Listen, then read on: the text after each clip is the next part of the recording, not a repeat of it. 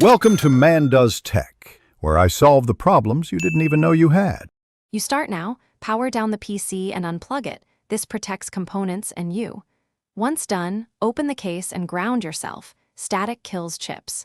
Locate the PCIe X16 slot and remove the backplate next to it. Make room for the card. Make sure cables nearby are moved out of the way so the GPU can seat cleanly. Keep your driver installer or USB ready. You will need it right after hardware installation to get display output and optimal performance. Seat the card now, align the GPU with the PCIe slot and press evenly until the latch engages. This ensures electrical contact. Then, fasten the bracket screws so the board cannot flex. Mechanical stability avoids seat issues. Next, attach the correct power connectors from the PSU. Don't use flimsy adapters if you can avoid them, and route cables for airflow.